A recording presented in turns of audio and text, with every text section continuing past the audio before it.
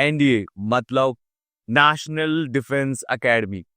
मेरा नाम है शुभम भाषा। I like to welcome you to self selection board. यहाँ पर पता नहीं इंक क्यों आ रखी है भैया, एक बार आपके लिए क्लियर करके देख लेते हैं। हाँ जी, तो I like to welcome you to self selection board, one step towards your uniform.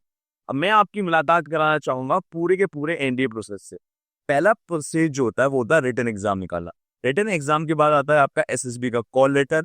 उसके बाद एसएसबी का इंटरव्यू होता है, जिसे हम जॉब में एक सिंपल जॉब इंटरव्यू की तरह देखते हैं। ठीक है, उसके बाद अगर आप फाइटर पायलट बनना चाहते हैं तो एक एग्जाम और देना पड़ता है आपको, वो है सीएपीएसएस।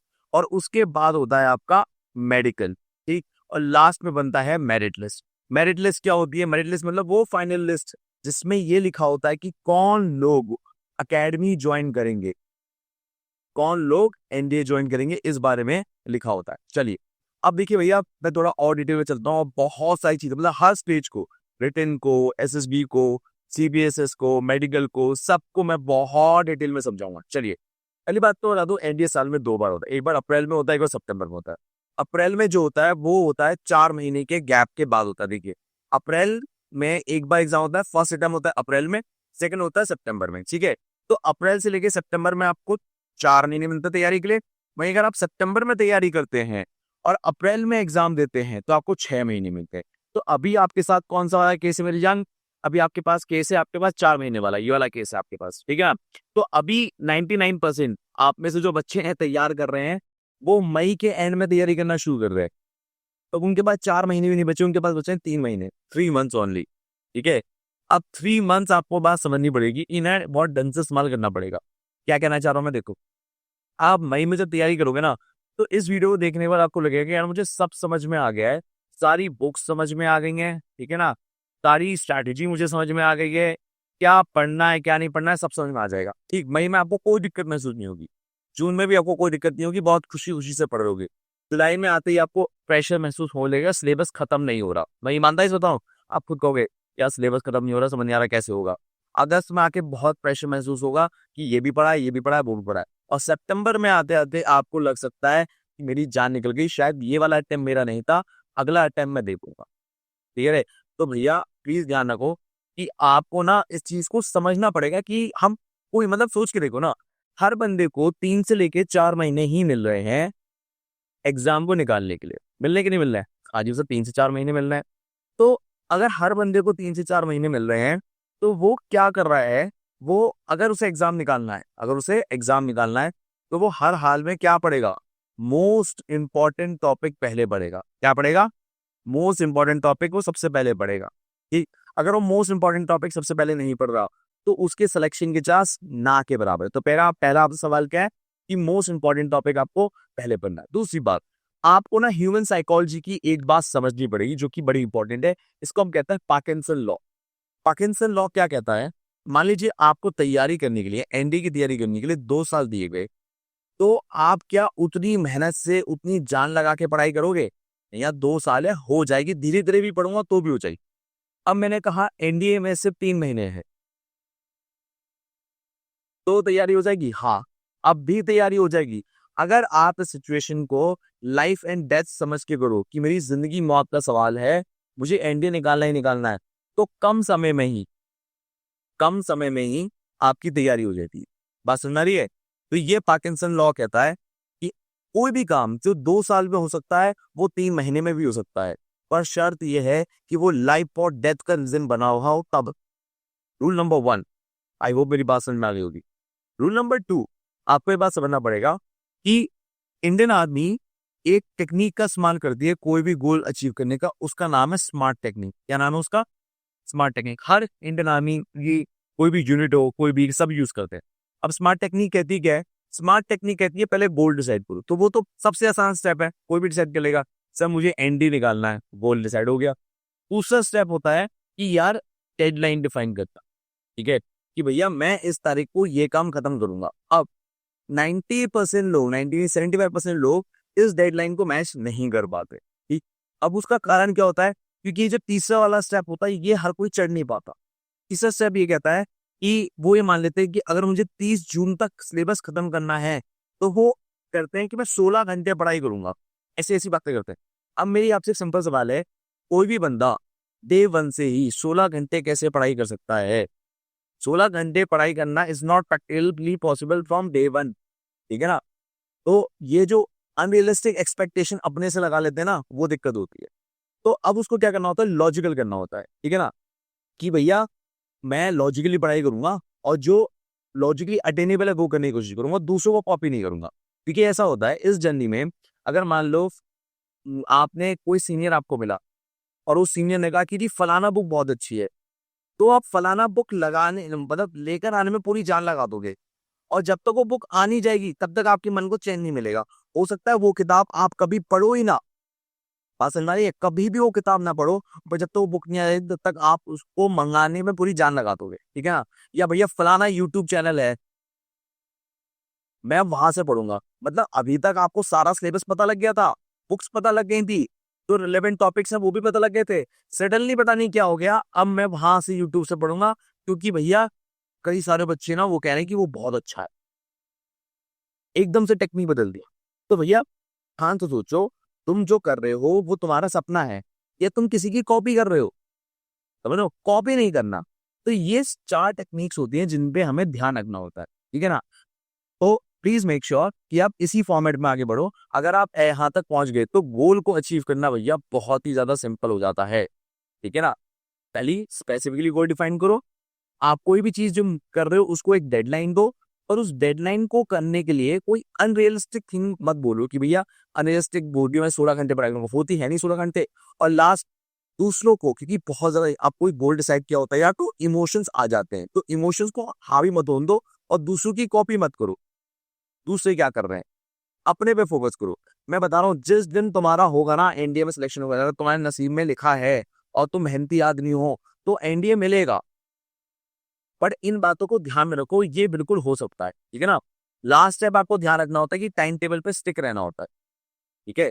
अगर आप उस टाइम टेबल पे स्टिक रहे तो आपका बहुत आसानी से हो जाएगा, बस इतना ही करना है और आपका गोल अचीव है। देखिए अब देखो, बहुत लोग क्या करते हैं कि सुबह उठेंगे पढ़ना शुरू कर देंगे घबराहट में। देखो अभी मैं गारंटी दे रहा हूँ कि मैक्सिमम लोग जो अभी सुबह सुबह उठते हैं ना, वो घबराहट के साथ उठते हैं, मेरी कल भी पढ़ाई नहीं हुई, आज भी नहीं हो रही, फिर अगला दिन यही चला गया, फिर ऐसे ही जा रहा है।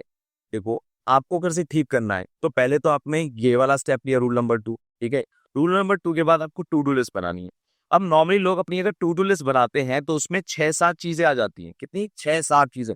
बनाना कभी आएंगी 6 से 7, पर गलती नहीं करनी है। हमेशा याद रखना कि अगर आप रात में चाहते हो कि चैन की नींद सो, तो हमेशा टू डू लिस्ट में 3 ही काम रखो, क्योंकि एक इंसान, एक एवरेज इंसान 3 काम से ज्यादा पूरे दिन में कर ही नहीं सकता। हमारा दिमाग का भी एक नियम है कि वो 3 ही चीजें होल्ड कर सकता है। आप कभी सोचना, कभी किसी का फोन नंबर याद करने की कोशिश करना, तो मैक्स टू मैक्स 3 से लेके 4 नंबर ही एक बार में आपका दिमाग रिटेन कर सकता है। हमारे दिमाग का नियम है। सो प्लीज, अगर आप चाहते हो कि रात में आप चैन की नींद सो, घबराहट के साथ ना हो, तो दिन के सिर्फ 3 ही काम रखो, और 3 के अलावा और कोई काम मत रखो। 3 से ज्यादा काम रखोगे परेशान हो जाओगे कि काम नहीं हो रहा, ये नहीं हो रहा, पढ़ाई नहीं हो रही, मैं जो चाहता हूँ वो हो नहीं रहा, घबराहट होगी, ये वो, ठीक है? Next thing, no distraction.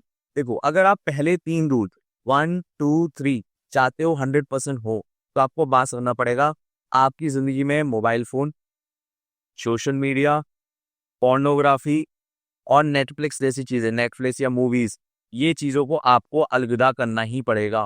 Phone वोन को साइड में रख के पढ़ा करो, ठीक है ना? सर मैं गाने सुनते हुए पढ़ता हूँ, मेरे से पढ़ाई हो जाती है, मुझसे ऐसी पढ़ाई होती, गलत तरीका है, नहीं हो सकती पढ़ाई। कोई सर नहीं, मेरा एक दोस्त है वो टॉपर है, वो कर लेता है, ऐसे करता होगा पर गलत करता है। गलत करता है इसका मतलब नहीं हम भी वही करेंगे।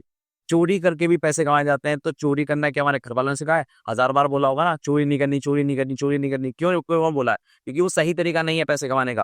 अगर कोई गाने सुनते हुए, मूवी देखते हुए, पॉडकास्ट देखते हुए पढ़ाई कर रहा है तो वो सही तरीका नहीं होता है। क्लियर है? तो डिस्ट्रैक्शन फ्री करके पढ़ाई करो, ज्यादा आउटपुट निकलेगा। क्लियर है? चल आगे देखो जरा। अब ये बहुत इंपॉर्टेंट है, ये मुझे ना बहुत बाद में लाइफ में पता लगा कि कोई भी काम को अचीव कैसे करना होता है। देखो मेरी बात ध्यान सुनो। फॉर एग्जाम्पल, मुझे ये वीडियो बनानी थी, ठीक है? तो पहले वीडियो बनने के लिए पीपीटी बनेगी, पीपीटी बनने के बाद फिर ये वीडियो शूट होगी, वीडियो शूट होने के बाद एडिट होगी, एडिट होने के बाद ये यूट्यूब पे जाएगी, फिर इसका प्रमोशन करना पड़ेगा, ठीक है ना, उसके बाद फाइनली जाके रिलीज होगी। अब इसमें भैया बहुत सारे काम है, 1 2 3 4 5 5 स्टेप है। तो भैया मैंने इन 5 स्टेप को तोड़ दिया। पीपीटी बनने में करीबन 4 घंटे लगेंगे, वीडियो शूट होने में करीबन 40 मिनट लगेंगे, वीडियो एडिट को कम से कम 1 घंटा पकड़ के चलो, यूट्यूब पे जब मुझे डालना होगा उसके एसईओ सर्च इंजन ऑप्टिमाइजेशन और वगैरह वगैरह करने मुझे 1 घंटे से लेके 2 घंटे भी लग सकते हैं, ठीक है ना, कि वीडियो जो फेल होने का डर होता है ना वो यूट्यूब पे होता है, अच्छी अच्छी वीडियो भी फेल हो जाती है, ठीक है। लास्ट भैया मुझे प्रमोशन में 3 मैसेज तो टेलीग्राम पे डालने हैं, ठीक है, और 3 मैसेज मुझे व्हाट्सएप पे डालने हैं, फिर जो यूट्यूब का कम्युनिटी पोस्ट होता है वहां पर भी अपडेट करना है, और उसका मुझे कंटेंट भी बनाना है, और उसका मुझे पोस्टर भी बनाना है। तो इसको बनाने में मुझे लग जाएंगे और 3 घंटे, ठीक है। अब मुझे भैया कितना टाइम हो गया, 4 5 5 6 7 7 घंटे यहाँ के, 7 और ये 3 10, और 10 घंटे, 10 घंटे 40 मिनट का समय लगेगा टोटल मुझे, 10 आवर्स 40 मिनट्स का टाइम लगेगा मुझे ये सबको पूरा खत्म करने में। आई होप मेरी बात समझ में आई हो।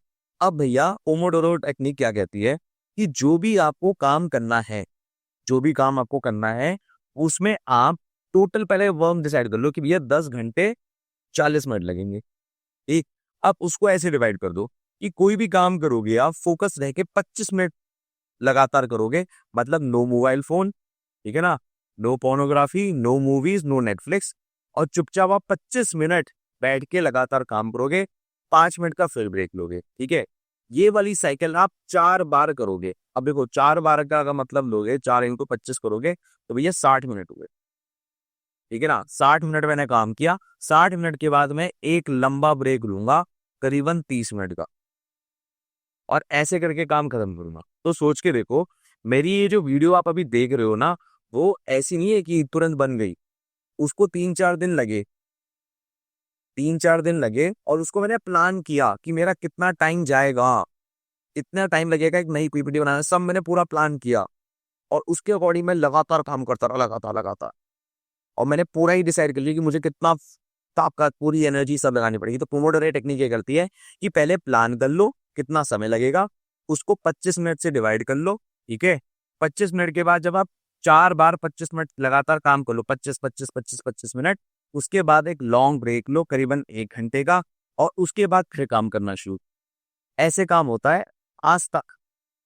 और जो बच्चा पढ़ाई में अच्छा नहीं है उसे भी ऐसे ही करना है, जो पढ़ाई में अच्छा है वो भी ऐसे ही करना है, जो एवरेज है उसे भी ऐसी पढ़ाई करनी है, तभी एनडीए वाला जो गोल है आप अचीव कर सकते हो। कोई भी बच्चा 16 घंटे लगातार नहीं पढ़ सकता, ठीक है ना। आई होप मेरी बात समझ में आ रही होगी मैं क्या बताना चाह रहा हूँ। चलो अब देखते हैं एनालिसिस पैरालिसिस। ये बहुत ही इंपॉर्टेंट ह्यूमन साइकोलॉजिकल कंसेप्ट है। एनालिसिस पैरालिसिस ये होता है कि अगर कोई काम आपके अकॉर्डिंग नहीं हो रहा तो आप ओवर थिंकिंग या ओवर एनालाइजिंग की स्टेज में पहुंच जाते हो। अगर मान लो अभी आपके रूल 1 से लेके रूल 5 तक जितने मैंने आपको बताए हैं, आफ्टर वॉचिंग वीडियो नहीं हो पा रहे, तो आप ओवर थिंकिंग की कैटेगरी में आ जाओगे। क्लियर है? ओवर थिंकिंग अगर आ गई तो आप परेशान हो जाओगे, और ये परेशान होना बहुत खतरनाक होता है, ठीक है ना। तो किसी भी हाल में आपको पहली बात तो समझना है कि अगर काम आपको ढंग से करना है तो रूल 1 रूल 5 ढंग से फॉलो करने पड़ेंगे, कि मैंने बहुत सिंपल भाषा में आपको बताया कि रूल 1 से रूल नंबर 5 तक ये आपकी जर्नी का बहुत इंपॉर्टेंट पार्ट है, ठीक है ना। तो प्लीज मेक श्योर कि रूल 5 तक फॉलो करो। अदरवाइज अगर आप इस जाल में फंस गए एनालिसिस पैरालिसिस में, तो आप ओवर थिंकिंग ही करते चले जाओगे। 15 दिन तक तो आप अपना टाइम वेस्ट करोगे। 15 दिन बाद आपको एहसास होता है कि यार मैंने तो कुछ पढ़ाई नहीं है। फिर 15 दिन आप पढ़ाई करोगे, फिर 15 दिन बाद फिर ओवर थिंकिंग करने लगोगे, फिर 15 दिन बाद पढ़ाई करने लगोगे, और ऐसे ही आपका 3 महीने का जो समय है वो गायब हो जाएगा। आपको ये बात समझिए, ये हर किसी के साथ होता है, पर मैंने आपको बहुत क्लियरली बताया। अगर आपको लगे इस वीडियो को देखने के बाद कि नहीं सर मुझे आपसे बात करनी है, तो आप इस फोन नंबर पे मुझे कॉल कर सकते हो, मेरी टीम उठाएगी, और मेरी टीम से आप कह देना कि सर मुझे आपसे अपॉइंटमेंट लेना है, ठीक है ना। उस अपॉइंटमेंट के लिए ध्यान रखना कि आपके पास सेल्फ सिलेक्शन बोर्ड की जो ऐप है वो होनी चाहिए, सेल्फ सिलेक्शन बोर्ड की जो ऐप है वो होनी चाहिए, ठीक है ना। मेरी टीम समझा देगी, बस एक बार कॉल कर लेना। इस वीडियो को देखने के बाद कोई भी दिक्कत आए, any problem you face, please call अस, ठीक है ना। आगे चलते हैं ना। अब हम पहले बात करते हैं एनडीए की क्वालिफिकेशन है क्या, हमें कितने क्या क्या चाहिए एनडीए के एग्जाम के बैठने के लिए। देखिए सबसे पहले एनडी की एज है 15 से लेके 18 साल। सर क्या बात करूँ, 15 से लेके 18 साल? हाँ यार, 15 से लेके 18 साल है। ऐसा क्यों है सर? मैं भी बात करता हूँ क्यों है, क्योंकि काफी लोगों की है तो ये मानना है कि ये 15 से लेके 19.5 साल है, तो ऐसा नहीं है। ये रॉन्ग मिथ है, ये गलत है। अब मैं ऐसा क्यों बता रहा हूँ, देखिए पहली बात तो ये है कि ये वाली चीज ये पीडब्ल्यू ने भी अपनी वेबसाइट पे डाल रखी है, जो कि 110% गलत है। इनफैक्ट अगर आप गूगल पे भी सर्च करते हो तो ये भी इतनी ही एज दिखाता है, 19.5 साल तक, ठीक। पर अगर आपको एक्चुअल में चेक करना हो तो आप कैसे चेक करोगे? आप डालोगे एनडीए 225 नोटिफिकेशन और गवर्नमेंट की वेबसाइट आएगी upsc.gov.in। इस वेबसाइट पे क्लिक करोगे और ये आपको लिंक आपको डाउनलोड कर लेना है और इस लिंक को आप देखना, तब आपको पता लगेगा कि यार असली डेट तो जो सर बता रहे थे वो है। पीडब्ल्यू भी गलत बता रहा था, गूगल भी गलत बता रहा था, और भैया यूपीएससी की नोटिफिकेशन पे ही जाके सही पता लगेगा। और भैया दूसरा सच मैं बता, ठीक है? तो भैया इस बात के लिए मुझे कॉल मत करना, ये नंबर आपकी सुविधा के लिए ये कि आपको कोई दिक्कत आए, कोई परेशानी आए, बट एज के लिए मत, ठीक है? दूसरी बात, अब मेरी बात ध्यान सुनो। अब कौन बंदा इस एग्जाम को दे सकता है? चाहे आप आर्ट्स के हो, चाहे आप कॉमर्स के हो, चाहे आप साइंस के हो, कोई भी बंदा इस एग्जाम दे सकता है। अगर कोई एनआईओएस से पढ़ रहा है, एनआईओएस पढ़ा है, ओपन स्कूलिंग, ठीक है ना, वो भी दे सकता है, ठीक है। अच्छा, इसमें बायोलॉजी का स्टूडेंट भी दे सकता है एग्जाम, तो कोई भी बंदा एग्जाम दे सकता है, बस वो। अच्छा, कई लोग पूछते हैं सर ये एग्जाम तो 12th के बाद होता है ना? नहीं, ये एग्जाम होता है 12th के साथ। किसके साथ होता है?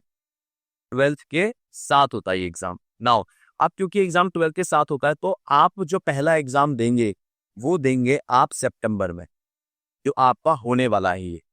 समझ रहे हैं? 12th के साथ देना है ये आपको, बहुत ध्यान से समझनी बात आपको। अगर आपने नहीं दिया तो लंका लग जाएगी। नाउ इतनी बात अगर आपको समझ में आ चुकी है तो मैं आपको थोड़ा और आगे लेके चलता हूँ।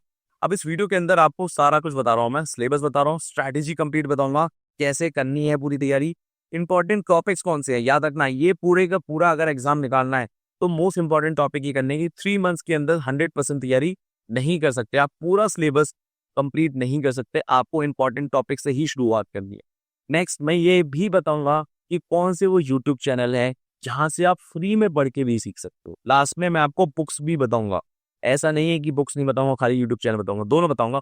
कई लोग ऐसे होते हैं जो वीडियो देख के समझना ज्यादा पसंद करते हैं, तो कुछ लोग ऐसे भी होते हैं जो किताब पढ़ के समझना ज्यादा पसंद करते हैं। ये रहे, चलिए अब सब कुछ बताने जा रहा हूँ मैं। देखो इन सब चीजों को मैंने पीडीएफ में डाल दिया है, ठीक है। पीडीएफ अगर आप देखना चाहो तो कुछ ऐसी दिखेगी, और मैं आपको थोड़ा सा सुंदर वे में दिखाना चाहूँ भाई ये पीडीएफ दिखेगी कैसे। देखो इस पीडीएफ की खास बात क्या है, अब देखो ये बुक आपको, देखो हर बुक का पन्ना देखो कितना सुंदर लग रहा है। ये मैंने पूरी बुक आपको इतनी सुंदर बना दी, जिसमें आपको बुक का नाम भी दिख रहा होगा, सारे टॉपिक्स दिख रहे होंगे, सब कुछ दिख रहा होगा। अगर आप ये सारा का सारा कर गए ना, मैं आपको वादा कर रहा हूँ आपको एग्जाम निकल जाएगा। तो याद रखना इस वीडियो के बाद आपको ये वाली पीडीएफ डाउनलोड करनी ही करनी है, और इस पीडीएफ के अंदर आपको सब कुछ मिलेगा, सब कुछ। पॉलिटी का सिलेबस, साइंस का सिलेबस, ज्योग्राफी का सिलेबस, करंट अफेयर का सिलेबस, हिस्ट्री का सिलेबस, सबका सिलेबस मिलेगा, मैथ्स सबका। पर पीडीएफ मिलेगी कहाँ? पीडीएफ मिलेगी आपको इस वाले टेलीग्राम ग्रुप पे, वो है एनडीए सेल्फ सिलेक्शन बोर्ड, ठीक है ना। अब याद रखना एक बात और, जब आप इस पीडीएफ के लिए भाग रहे हो तो आपको याद रखना चाहिए कि इस पीडीएफ को पढ़ कौन कौन रहा है। इस पीडीएफ को पढ़ रहा है वो बच्चा जो 12th क्लास का स्टूडेंट है, जो सितंबर का एग्जाम दे सकता है, और दूसरा जिसका ड्रॉप हुआ है, जो अभी 12th करके चुका है वो। दो लोग आपके कॉम्पिटिशन में बैठ रहे हैं। अब आपके कॉम्पिटिशन में तो दो लोग बैठ रहे हैं, तो दो लोगों को क्या क्या निकालना पड़ेगा इस एग्जाम में क्वालिफाई करने के लिए? तो पहले तो उसे निकालना पड़ेगा मैथ्स का पेपर। जो मैथ्स का पेपर है वो 300 नंबर का है, 2.5 घंटे का पेपर होता है। जीएटी का जो है 600 नंबर का है, और वो भी 2.5 घंटे का है। टोटल जो एनडी का पेपर है वो 900 नंबर का है। अब ये पूरा का जो पूरा पेपर है, ये दोनों एक ही दिन होते हैं, वन डे एग्जाम है ये, समझ रहे हो? वन डे एग्जाम है, दोनों दिन, मतलब दोनों कह रहा हूँ, एक ही दिन दोनों पेपर होंगे। अब इसमें एक बात ध्यान समझो, मैथ्स में एक क्वेश्चन की वेटेज है 2.5, वहीं जो जीटी की वेटेज है वो है 4 मार्क्स, ठीक है ना। और दोनों में नेगेटिव मार्किंग भी है। मैथ्स में नेगेटिव मार्किंग है 0.83 और जीटी में नेगेटिव मार्किंग है 1.33। पर मैं आपको एक बात खास बताऊं, अगर आपको इस एग्जाम को क्वालिफाई करना हो तो आपका सबसे ज्यादा अच्छा स्कोरिंग सब्जेक्ट कौन सा होता है, मैथ्स या जीएटी? देखो अगर नंबर वाइज देखा जाए तो एक क्वेश्चन के सबसे ज्यादा नंबर मिल रहे हैं जीएटी में, तो जीएटी सबसे अच्छा फेवरेट होना चाहिए और जीएटी बहुत स्ट्रांग होना चाहिए। बट ऐसा नहीं, अगर आप यकीन नहीं मानोगे, आपके मम्मी पापा अगर आज बिना पढ़े भी बैठे तो भी 100 नंबर ले आएंगे बिना पढ़े, 600 में से। बिना पढ़े मम्मी पापा जिनकी पढ़ाई 10-12 साल पहले छूट गई थी, एग्जाम जो नहीं निकलता है वो निकलता है मैथ्स की वजह से। कोई भी आपका बड़ा भाई बड़ी बहन हो, उससे पूछना, वो आपको बताएगा कि मैथ्स का जो पेपर होता है वो नहीं निकल पाता है। मैथ्स में 100 नंबर आना 300 में से भी बहुत बड़ी बात हो जाती है। तो आपको अपनी पूरी जान जो फूकनी है वो मैथ्स के पेपरों में निकालनी है पहले, ठीक है ना। जीईटी करना है, ऐसा नहीं कह रहा जीईटी नहीं करना, बट जीईटी जो है वो बाद में करना है, ठीक है ना। पहले मैथ्स से दिन की शुरुआत होगी, मतलब अगर डे स्टार्ट हो रहा है आपका तो किससे स्टार्ट करोगे, आप मैथ्स से स्टार्ट करोगे, और उसके बाद आप डे किससे स्टार्ट करोगे, जीईटी से स्टार्ट करोगे। ऐसा नहीं करोगे कि जीईटी जीईटी पढ़ रहा हूँ आज मैं मैथ्स नहीं पढ़ रहा। मैथ्स रोज पढ़नी है, जो बचपन से सुनता है ना, रोज पढ़ना है, रोज पढ़ना है, रोज पढ़ना है, रोज पढ़ना है, रोज पढ़ना है। क्लियर है बात, समझो मेरी। चलो अब इतनी बात अगर क्लियर हो गई है तो भैया मैंने आपको कई बार एक ही बात बोली है, दोबारा याद दिला रहा हूँ। इस एग्जाम को निकालने के लिए क्या क्या पढ़ना है, सब नहीं पढ़ना है। Current affair, Indian history, Indian polity, geography, science सब नहीं पढ़ना है। क्या पढ़ना है, मोस्ट इंपॉर्टेंट पढ़ना है। तब नहीं पढ़ पाओगे मेरे लाल। ये बहुत सारे सब्जेक्ट्स हैं, आपने तो कई सालों से हो सकता है ज्योग्राफी पढ़ी भी ना हो, हिस्ट्री पढ़ी भी ना हो, पॉलिटी पढ़ी भी ना हो, ठीक है ना। तो आपने जो सबसे पढ़ी नहीं है ज्योग्राफी, हिस्ट्री, पॉलिटी, वो आपका समय बहुत ज्यादा खा जाएंगे, समझ लो। अब मैं आपको बहुत डिटेल में समझा रहा हूँ, मेरी बात जो बात है उसको बहुत ध्यान से सुनो। मैं जो बता रहा हूँ वो आपको शायद ही किसी और यूट्यूब चैनल पे मिलेगा। बहुत डिटेल में कोई डेप्थ नहीं बताता, ठीक है ना। प्लीज मेरी बात ध्यान से सुनना। आप देख लेना, मैं with all due respect to every पूछिए, पीडब्ल्यू, एलडब्ल्यूएस, एक अविनाश शायद भैया है, ठीक है ना। किसी का भी आप यूट्यूब चैनल चेक कर लो, ये वाली डेप्थनेस वो पता नहीं क्यों स्किप कर देते हैं। और मेरी उनसे रिक्वेस्ट है कि आप ये डेप्थनेस में और डेप्थनेस लाओ, क्योंकि आपको मुझसे ज्यादा अनुभव है। बट मैं बोलना चाह रहा हूँ, सारा का सारा दिमाग आप इस चीज में लगाओ कि आप हर हाल में इंपॉर्टेंट टॉपिक करो, सब चीज करने में कंफ्यूजन मत पैदा करो। चलिए आगे देखते हैं। अब देखिए आप करने का तरीका क्या है। यहाँ पर गलती से सीडीएस लिख गया है, एनडी लिखा होना चाहिए था, ओके। अब करने का तरीका ये है कि आप सबसे पहले हमेशा हर दिन, मतलब मंडे टू फ्राइडे, आप पूरी जान लगा के मैथ्स इंग्लिश पे काम करेंगे। क्या बात करेंगे, हाँ, मैथ्स इंग्लिश पे काम करेंगे। उसके बाद आपकी प्रायोरिटी होगी साइंस, ज्योग्राफी, करंट अफेयर। और आपको ध्यान रखना है इन तीन सब्जेक्ट में से इकोनॉमिक्स को तो हाथ लगाना ही नहीं है, इकोनॉमिक्स को तो हाथ लगाना ही नहीं है। और हिस्ट्री या पॉलिटी में से कोई एक सब्जेक्ट को स्ट्रॉन्ग करके चलना है। हिस्ट्री या पॉलिटी में से किसी एक सब्जेक्ट को आपको स्ट्रॉन्ग करके चलना है। अब ऐसी कहानी क्यों बता रहे हो आप, देखो मैं आपको पहले एक पूरा कॉम्पिटिशन समझाता हूँ। देखो हमारे पास इस एग्जाम में बैठने वाले 5 लाख लोग हैं जो इस एग्जाम के फॉर्म को फिल कर रहे हैं, ठीक है। फिल करने के बाद यहाँ पर आ जाते हैं हमारे, अरे भैया एनिमेशन लगाया, एनिमेशन हो गया कहा। अगर आप एग्जाम सेंटर पहुंचोगे तो आपको सिर्फ 2.5 लाख लोग ही दिखेंगे, कि 2.5 लाख लोग ही इस एग्जाम को सिर्फ दे रहे हैं, ठीक है। अब 2.5 लाख लोग जो इस एग्जाम को दे रहे हैं, उसमें से सिर्फ 1.5 लाख ऐसे हैं जो तैयारी करके आए हैं। बट जो एक्चुअल कंपटीशन है वो सिर्फ 75,000 में से है, और मात्र 10,000 से लेके 8,000 बच्चे ही रिटन एग्जाम को निकालते हैं। और फाइनली एनडीए ज्वाइन करने वाली की संख्या मात्र 457, ठीक है।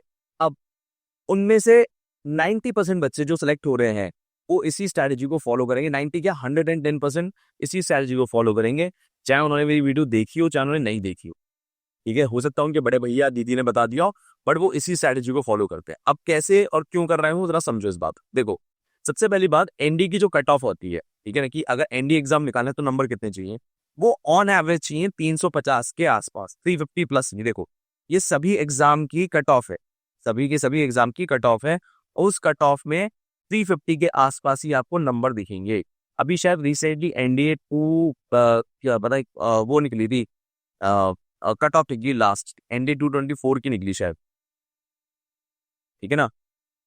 एनडी 224 की निकली शायद, एनडी 224 है, एनडी 125 है, तो किसी एक की कट ऑफ निकली है। तो आप यकीन नहीं मानोगे उसकी कट ऑफ कितनी निकली, उसकी निकली 308, 308। कितनी कम निकली है देखो, बहुत ही कम है, ठीक है ना। तो भैया समझो इस बात को ना। अब एक बात समझनी है, आपको याद है मैंने वीडियो के स्टार्टिंग में आपको बताया था, एक चीज होती है मेरिट लिस्ट। समझते हो मेरिट लिस्ट क्या होता है? मेरिट लिस्ट ये कहता है कि देखो अगर आपको फाइनल सिलेक्शन लेना है तो फाइनल सिलेक्शन के लिए आपको सर्टेन नंबर्स चाहिए। तो सर्टेन नंबर्स में क्या होता है, रिटन के मार्क्स, एसएसबी के मार्क्स। एसएसबी क्या होता है, सेकेंड राउंड, सेकेंड राउंड के मार्क्स, प्लस नहीं बस इन दोनों के मार्क्स ऐड करने के बाद जो फाइनल मार्क्स आएंगे, उन मार्क्स के दम पर हम पहले 457 बच्चे लेंगे। Are getting my point? दोबारा बोल रहा हूँ, रिटन के नंबर जोड़ के, एसएसबी के नंबर जोड़ के जो पहले 457 बच्चे होंगे हम खाली उन्हीं को लेंगे। सर ये बात समझ नहीं आई कि पहले 457 बच्चों को ही क्यों ले रहे हैं ये? मतलब देखो बेटा, ये खेल है जो आप अगर समझ गए तो आपने भैया अपने उत्थान कर दिया। वरना अगर हो सके तो अपने पापा के साथ या मम्मी के साथ बैठ के ये वाली जो मैं बोल रहा हूँ ना लाइन, इसको समझना, जल्दी समझोगे। ऐसा होता है, मान लो एक क्लास में 50 बच्चे हैं और 50 में से 50 का मैंने टेस्ट लिया। टेस्ट की पासिंग तो रखी मैंने 40%। टेस्ट की पासिंग क्या रखी मैंने? 40%। बट मैंने कहा कि जो लोग बच्चे पिकनिक में जाएंगे उनके नंबर 100 में से कम 90 आने चाहिए, वो ही बच्चे जाएंगे। अब टेस्ट तो यार बहुतों ने पास किया होगा 40% में, बहुतों ने, पर 90 मार्क्स तो हर किसी के नहीं आएंगे ना। और मान लो 90 मार्क्स आए 20 लोगों के, तो 20 लोग पिकनिक जाएंगे, बाकी लोग जिन्होंने पास कर भी लिया था वो नहीं जाएंगे पिकनिक। यही होती है मेरिट लिस्ट। तो ऐसा होता है एक्चुअल में, अगर आप थोड़ा डीप एनालिसिस करोगे तो रिटन एग्जाम करीबन 350 में निकल जाता है और एसएसबी जो निकलता है वो निकलता है 360 पे। बट ये बंदा के जो, इस बंदे के जो टोटल मार्क्स हैं वो बैठते हैं आपके 710, 710 बैठते हैं। अब 710 में वो अकेडमी ज्वाइन नहीं करेगा, मतलब एनडीए ज्वाइन नहीं कर पाएगा। सर एनडीए क्यों नहीं ज्वाइन कर पाएगा? पास तो हो गया वो। क्योंकि वो ही कहते हैं कि अगर एक बंदा है जिसको ज्वाइन करना है तो लड़के के मिनिमम मार्क्स रिटन में होने चाहिए 400, ठीक है, और गर्ल्स के मिनिमम रिटन में होने चाहिए 500। तो क्या बात कर रहे हो? हाँ, ऐसा क्यों? दे रही हो, पहली बात तो गर्ल्स की सीटें बहुत कम होती है 15 से लेके 20। तो क्योंकि सीटें कम है इसलिए रिटन में मार्क्स ज्यादा ला रहे। और बॉयज के साथ क्या है कि सीटें तो ज्यादा हैं पर इन्फिनाइट नहीं है। अब इन्फिनाइट नहीं है तो सर्टेन ही सीटें होंगी, तो उनको चाहिए 400 नंबर, ठीक है ना। अब देखो, अब अगर मान लो कुछ लोग कहते हैं कि से फॉर एग्जांपल कई लोगों की ना एसएसबी आ जाती है। भाई अगर मान लो आप 350 के आसपास नंबर लिया है तो एसएसबी तो 110% आएगी। एसएसबी आने से आपको कोई नहीं रोकेगा, एसएसबी तो आएगी आएगी। अगर आपने रिटन क्वालिफाई किया है तो एसएसबी आएगी आएगी। मेरिट लिस्ट दूसरी चीज है। अब आपका जैसे ही रिटन क्वालिफाई हुआ, होने के बाद आप एसएसबी गए, हो सकता है काफी लोगों को ये बात तब समझ में आती है कि यार मेरे तो बहुत नंबर कम है, मैं एकेडमी नहीं ज्वाइन कर पाऊंगा। तो वो क्या करते हैं, मैं एसएसबी में बहुत अच्छे नंबर ले आऊंगा, एसएसबी में मैं 360 की जगह 450 नंबर ले आऊंगा। पर नॉर्मली ये प्रैक्टिकली पॉसिबल हो नहीं पाता। क्यों नहीं हो पाता मैं समझाता हूँ। देखो जैसे फॉर एग्जाम्पल यहाँ पर देखो आप, यहाँ पर एक अनमोल नाम का ऑल इंडिया रैंक 1 है, ठीक है। साल 2023 की बात है। ऑल इंडिया रैंक वाले ने रिटन में लेकर आए हैं 536 मार्क्स, एसएसबी में लेकर आए 511 मार्क्स, और इसके आ गए 1047 मार्क्स। क्लियर है? ये 1047 मार्क्स, ये टॉपर है। एक विनीत नाम का लड़का है, वो रैंक 2 पे क्यों आया? उसके रिटन में तो बहुत अच्छे मार्क्स आए पर वो एसएसबी में बहुत ही कम नंबर से पास हुआ है, वो है 387। अगर आप देखो पासिंग मार्क्स होते हैं 360 और 387 से वो लाया है। अब ये होते हैं टॉपर्स, ठीक है। अब जरा ऑल इंडिया रैंक 10 देखो। ऑल इंडिया रैंक 10 क्या है कि उसके रिटन में तो बड़े अच्छे नंबर आए हैं पर एसएसबी में मात्र 360, बॉर्डर लाइन से पास हुआ है, बॉर्डर लाइन, ना एक नंबर कम ना एक नंबर ज्यादा, 360 से पास हुआ है। बट ये है ऑल इंडिया रैंक टॉप 10 की लिस्ट, टॉप 10 समझो। बट अगर आप जनरल देखोगे, जनरल लिस्ट होती है कुछ इस तरह से, कहेंगे भाई जनरल लिस्ट कहेंगे पढ़ देगा, ओके। यहाँ पर शायद लिस्ट लीड हुई है। तो लिस्ट में क्या होता है, नॉर्मली अगर आप बच्चों के मार्क्स देखोगे तो आपको देखने को मिलेगा कि एसएसबी में जनरली बच्चों के नंबर आते हैं 360 से लेके 380 जनरली। टॉप 10 को छोड़ दो, टॉप 10 एक बार को एक्सेप्शन हो सकते हैं क्योंकि top 10 is the finest boy और गर्ल इन एंटायर नेशन। समझ रहे मेरी बात? तो जनरली बच्चों के आते हैं 360 से लेके 380। अब ऐसा क्यों होता है? क्योंकि ये ऐसा होता है, मान लो आप मेरे पास जॉब इंटरव्यू के लिए आए, ठीक है। जॉब इंटरव्यू के लिए या तो ऐसा होगा, मैं कहूंगा यार बढ़िया लगा, यस 110% को सेलेक्ट कर। एक लड़का होगा कि यार मुझे ठीक ठाक लग रहा है, डाउट केस है बट 50-50 चांसेस है मैं इसे ले सकता हूँ, ठीक है। तीसरा होगा कि भैया नो, मेरे को इसे चाहिए नहीं, तो मैं इसे कितने दूंगा, 50% से कम नंबर दूंगा। बात समझ आ रही है? तो अगर मुझे 110% का सिलेक्शन लेना ही लेना है तो भैया मैं इसको 400 नंबर दूंगा। और अगर मुझे इसे बॉर्डर लाइन से बोलेगा ठीक ठाक है लड़का तो मैं 360 नंबर दूंगा। और बेकार लगा लड़का तो मैं उसे दूंगा 330। ऐसे पूरा का पूरा एसएसबी का प्रोसेस काम करता है एक्चुअल में। तो पर्सनैलिटी का अच्छा लगना कोई सर्टेन नंबर डिफाइन नहीं कर सकता। अगर मान लो बहुत अच्छा लग रहा है तो आपने दे दिए 400-500, बट आप एग्जैक्टली डिफाइन नहीं कर सकते। समझ लो मेरी बात। भाई ये जो पार्ट है 360 वाला, ये जनरली सभी को मिलता है, सभी को मिलता है। क्योंकि नॉर्मली जो बच्चे उन्हें मिलते हैं वो सारे ठीक ठाक होते हैं, ठीक है ना, ठीक ठाक है ले लो। तो जनरली सभी के नंबर कितने होते हैं, 360 से लेकर 380 के बीच में होते हैं। सो मैं इन द शॉर्ट ये कहना चाहता हूँ, मेरी बात बहुत ध्यान सुनना मेरे बच्चे, मैं ये कहना चाहता हूँ कि आप ये कोशिश मत करो कि एसएसबी में मार्क्स बढ़ा लूंगा। कोशिश करो रिटन में मार्क्स बढ़ाने की। रिटन में मार्क्स बढ़ाना तुम्हारे हाथ में है। एसएसबी में वो तुम्हें कम पसंद आया, उसने कहा मुझे बटलर का बहुत अच्छा नहीं लगा, तो उसमें तुम कुछ नहीं कर सकते। रिटन में मार्क्स बढ़ाना इसलिए भी आसान है क्योंकि पीवाईक्यू होते हैं हमारे पास कि भैया पास्ट ईयर क्वेश्चन पेपर कर लिए और अच्छे नंबर बढ़ा लिए, ठीक है ना, मैथ्स अच्छा कर लिया और नंबर बढ़ गए। पर पर्सनैलिटी रातों रात में अच्छी नहीं होती। जो आपने 10-12 साल में अपनी पर्सनैलिटी बनाई है ना, वही पर्सनैलिटी रहेगी नॉर्मली एसएसबी तक। 19-20 ही चेंज हो सकता है, बस इससे ज्यादा नहीं हो सकता, ठीक है ना। तो प्लीज मेक श्योर लेके चलो कि यहाँ पर आप ज्यादा कुछ नहीं कर सकते। अगर आपको मेरिट लिस्ट में आना है तो रिटन पे ज्यादा फोकस करो, क्लियर है। एसएसबी कैसे काम करता है वो मैं आगे बताऊंगा, बट अभी आई थिंक इतनी बात क्लियर हो जानी चाहिए कि मतलब इस पे फोकस ज्यादा करना है पहले, ठीक है। अच्छा एक बात और है, आ, एक हमारे बहुत ही फेमस जनरल वाइन के आदमी है, अगर आप उन्हें यूट्यूब पे सर्च करेंगे, वो है मेजर जनरल यशमोर। बहुत ही फेमस हैं और मेरे भी सीनियर हैं और मतलब बहुत रेस्पेक्ट भी करता हूँ। और एक कर्नल है, कर्नल मैं भूल जाता हूँ यार इनका नाम, है याद मुझे वो नाम याद नहीं आ रहा, बट कर्नल राजीव बर्मन, हाँ शायद यही है, कर्नल राजीव बर्मन। मैंने इनका नाम भूल जाता हूँ, पता नहीं कैसे। तो ये दोनों ये कहते हैं कि रिटन के साथ एसएसबी की तैयारी होनी चाहिए, ठीक है। और ये बात बिल्कुल सही है, गलत नहीं है। बट अगर आपके पास 2 साल हो तब, अभी आपके पास 2 साल नहीं है, आपके पास सिर्फ 3 महीने हैं, 3 मंथ्स। 2 साल में ये स्ट्रेटेजी बिल्कुल सही है। 3 महीने में आपको सिंपल सिंपल रिटन की तैयारी करनी चाहिए। ये दोनों बहुत होशियार हैं, बहुत सही बोल रहे हैं, गलत नहीं बोल रहे हैं। बट 2 साल के लिए आपको, और ये 2 मंथ लिख दिया, 2 ईयर्स, 2 ईयर्स में आपको इनकी बात जरूर फॉलो करनी चाहिए। अगर आपके पास 2 साल है, बट 3 महीने के लिए मैं नहीं कहूंगा। और क्योंकि आपकी इनसे पर्सनली बात तो नहीं हो पाएगी, जहां तक है कि आप इनसे ये बात कंफर्म कर ले, तो मैं बता दे रहा हूँ कि मेरी बातचीत हो जाती है जनरल यशमोर साहब से, तो बहुत जल्दी हो जाती है।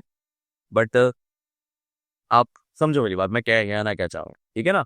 वो भी आपसे मिलेंगे तो भी वो यही कहेंगे 3 महीने पहले रिटर्न निकाल ले। क्यों? अगर मान ले 3 महीने में रिटर्न निकल गया, रिटर्न निकलने के बाद 3 से 4 महीने का समय मिलेगा एसएसबी की तैयारी करने के लिए। बात समझ आ रही है? 3 से 4 महीने का समय मिलेगा एसएसबी का, आराम से कुछ मत करियो, एसएसबी की तैयारी करियो बैठ के, कुछ मत करियो फिर। आई होप ये बात क्लियर है, ठीक है ना। चलो यहाँ तक की बात अगर क्लियर है तो अब जो मैं आपको बताने जा रहा हूँ उसको समझो। अब मैं रिटर्न निकालने की आपको 3 स्ट्रैटेजी बताने जा रहा हूँ। वो है plan A, plan B, plan C. क्या है? Plan A, plan B, plan C. Plan A क्या कहता है? प्लान ये कहता है कि हम सबसे ज्यादा जो स्ट्रॉन्ग पिलर्स हैं पहले उस पर काम करेंगे, वो है मैथ, साइंस और English. Math, science, English strong क्यों है? क्योंकि मैथ्स की अकेले की वेटेज है 300, साइंस की है 220 और इंग्लिश की है 200। तो सारी ताकत एनर्जी इन 3 सब्जेक्ट में ही लगानी है सर। बट मैं तो कॉमर्स का हूँ, मैं तो आर्ट्स का हूँ, उससे कोई फर्क नहीं पड़ता, एनर्जी इसी में लगनी है पहले, ठीक है ना। इनके बिना काम नहीं चलेगा। ये 3 पिलर गिरे तो आप बचोगे ही नहीं, आपको करनी ही पड़ेगी मेहनत, ठीक है। उसके बाद ये जो पॉलिटी, ज्योग्राफी, इकोनॉमिक्स हैं, ये सपोर्टिंग रोल में आ जाते हैं।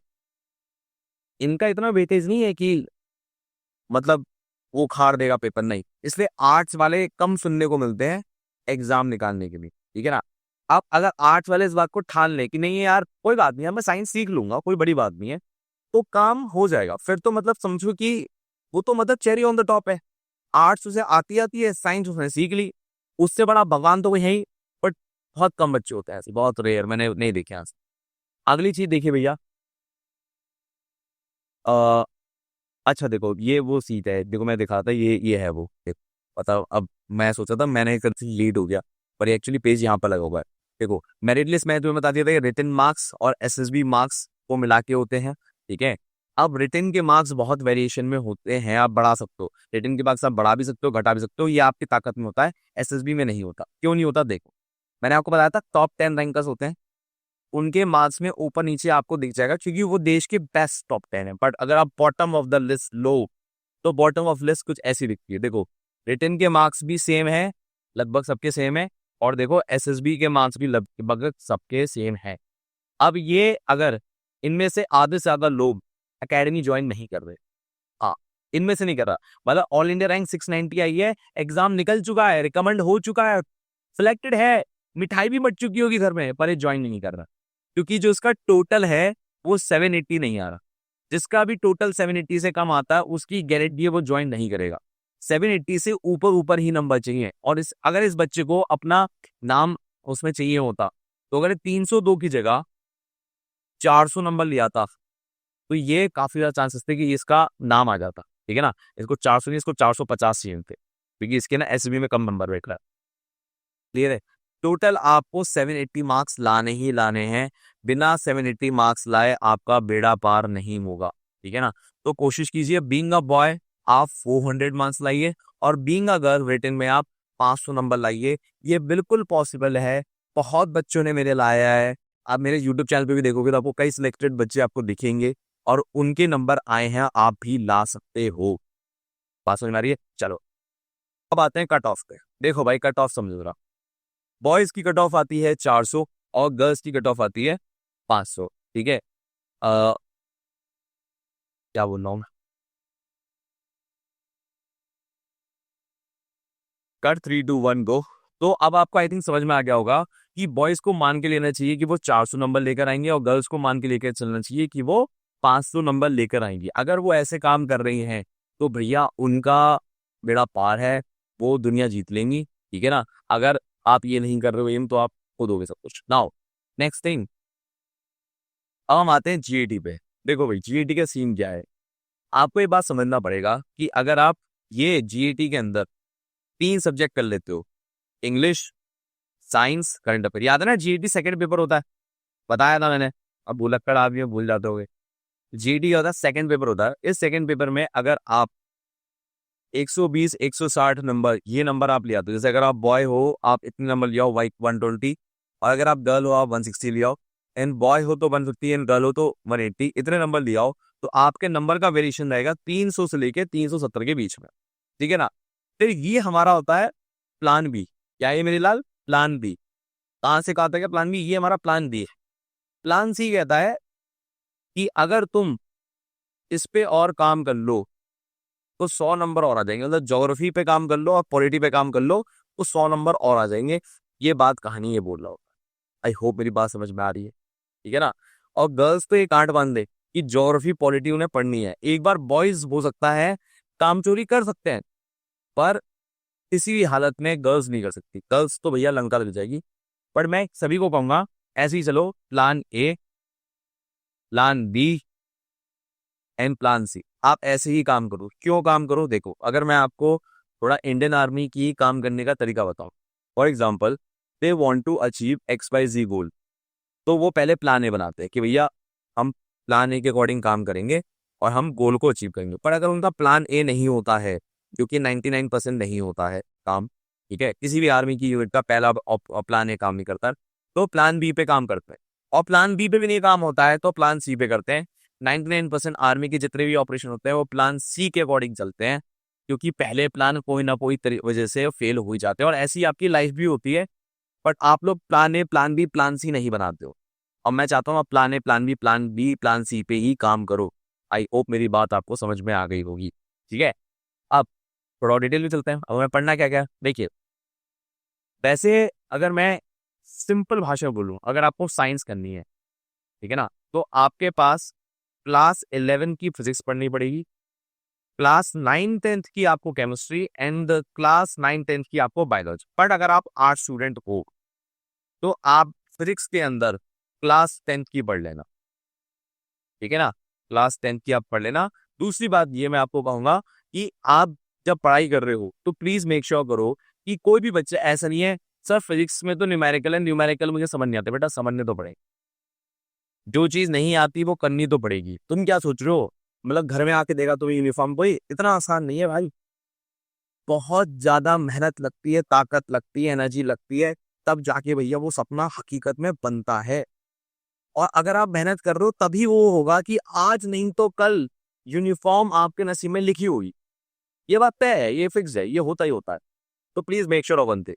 नेक्स्ट थिंग आपको पास करनी है फिजिक्स के अंदर, आपको सारे टॉपिक्स नहीं करने, ये वाले टॉपिक्स करने हैं। Motion, electricity, sound, work energy, gravitation, optics, eye, ये सारे ही करने हैं। इसके अलावा आपको कुछ नहीं करना फिजिक्स में। केमिस्ट्री में आपको ऑर्गेनिक इनऑर्गेनिक केमिस्ट्री हाथ नहीं लगानी, सिंपल फिजिक्स फिजिकल केमिस्ट्री पे हाथ लगानी है, जो कि क्या है क्लास 9 एंड 10 की बस। ठीक है ना। अब आती है बायोलॉजी। बायोलॉजी में भी सब नहीं पढ़ना। सेल, टिश्यू, हेडरी एवोल्यूशन, डिजीज, विटामिन, सिस्टम, मतलब सिस्टम मतलब respiratory system, circulatory system, nervous system, excretory system, digestive system, यही पढ़ना है। इसके अलावा कुछ भी नहीं पढ़ना। आई वो मेरी बात समझ में आ गई होगी। ठीक है। अच्छा सर तो इतना ही आता है साइंस का सिलेबस? नहीं बेटा, साइंस का सिलेबस होता तो खैर इतना सारा है, ठीक है ना, इतना सारा होता है साइंस का सिलेबस। तो इतना सारा सिलेबस, सिलेबस में कितने होते हैं? अराउंड 38 टॉपिक्स होते हैं, 38 चैप्टर्स होते हैं, वो नहीं हो पाएंगे, ठीक है ना। और उसमें काफी सारे टॉपिक्स जो होते हैं वो 11th के भी हो जाते हैं। जैसे अगर आप देखो बायोमोलिक्यूल क्लास 11th का टॉपिक है, ठीक है ना। यहाँ पर आप देखोगे थर्मोडायनेमिक्स, हीट काइनेटिक एनर्जी भी क्लास 11 का है। पर मैं अगेन क्या बोलना चाहूंगा, बार बार जो बोल रहा हूँ, complete the most important topics जो आपके एग्जाम में आने ही आने हैं। उसके बाद अगर टाइम बचे तो आप करना, अदरवाइज मत करना। अगर आपने मोस्ट इंपॉर्टेंट भी कर लिए तो भी हो जाएगा। न्यूमेरिकल्स के लिए भी यही टॉपिक्स हैं। साउंड से बस अभी तक एक न्यूमेरिकल नहीं आया है, बाकी सभी फिजिक्स के जो चैप्टर है उनसे न्यूमेरिकल आया है। तो मैंने आपका कितना समय बचा लिया, अगर आप ध्यान सोचो कितना टाइम बचा लिया मैंने, तो please make sure do this all, ठीक है। अब आते हैं इंग्लिश पे। इंग्लिश का लेवल बढ़ता जा रहा है समय के साथ।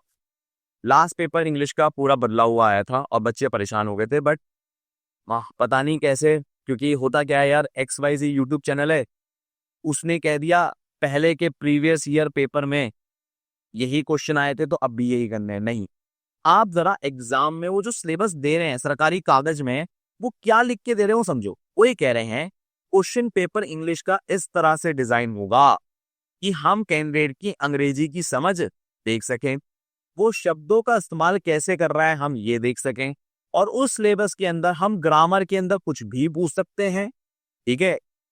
उसमें यूजेज भी पूछ सकते हैं उसका कि भैया और किस तरह से ग्रामर का यूज हो सकता है। जैसे कि बोल दिया ये एक वर्ड है, ये एक वर्ड है, अब जरा बताइए इसमें से कौन से सेंटेंस में ये वर्ड सही इस्तेमाल हुआ है, ये होता है यूजेज, ठीक है। उसके बाद हम सिनोनिम एंटोनिम्स भी पूछ सकते हैं। कॉम्प्रिहेंशन मतलब रीडिंग पैराग्राफ और उसके क्वेश्चन करना, वो भी पूछ सकते हैं।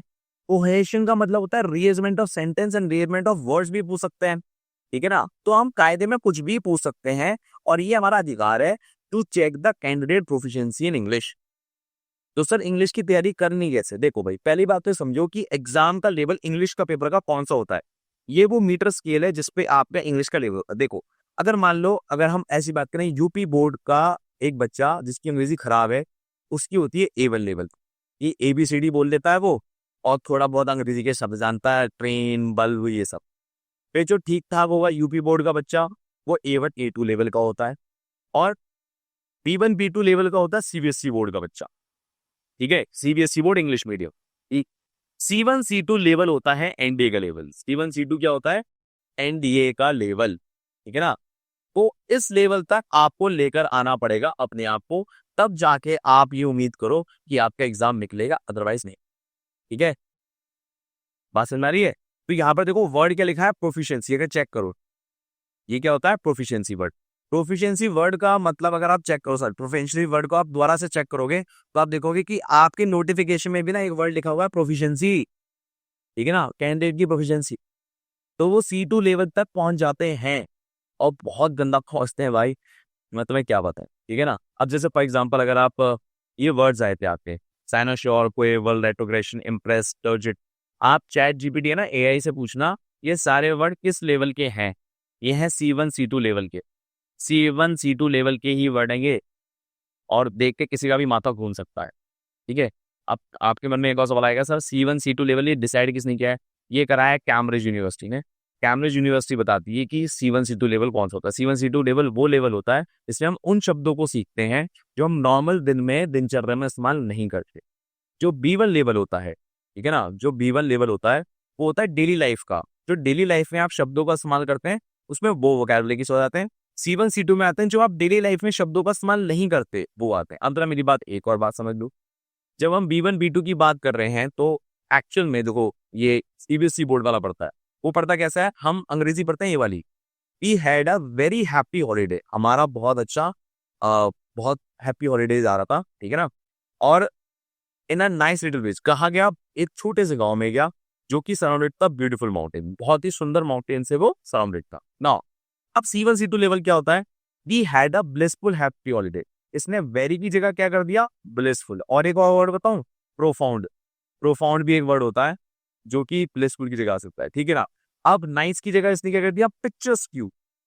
अब पिक्चर्स क्यू हम रोज रोज तो बोलते नहीं है, पर ये होता है C1 C2 लेवल। उसके बाद स्पेक्टेकुलर। स्पेक्टेकुलर मतलब क्या होता है, ब्यूटीफुल। इस तरह से अंग्रेजी का लेवल बढ़ जाता है और ये दिक्कत आपको समझनी पड़ेगी। नहीं समझोगे तो आज नहीं तो कल तो रोगे ही रोगे, सीखना पड़ेगा। ये बात आपको समझनी पड़ेगी और खासकर हिंदी मीडियम वालों से कह रहा हूँ, वो नहीं सुधारेंगे तो नहीं उम्मीद करो सिलेक्शन का। बहुत कम बच्चे ही सिलेक्शन ले पाते हैं हिंदी मीडियम के, और कारण ये कि अंग्रेजी से दोस्ती करने को वो तैयार नहीं हो। आई होप मेरी बात समझ में आ गई, ठीक है ना। ये देखो यू इस बार एनडीए में एक नया क्वेश्चन ये वाला आया था, इनमें से सही सेंटेंस कौन सा है, ठीक है ना। ये होता है यूजेज। बोला यूजेज एक वर्ड लिखा था ना उसमें, अगर आप ध्यान से देखो सिलेबस के अंदर लिखा होता है यूजेज, दिखाता हूँ मैं। यहाँ पे लिखा ना यूजेस कि बताइए इनमें से, अब पेन डालना, पेन भी चल रहा है। यूजेस, ये होता है यूजेस कि भैया इनमें से सही सेंटेंस कौन सा है, ठीक है ना। ऐसे क्वेश्चन आपके एग्जाम में आए हैं, पहली बार आया।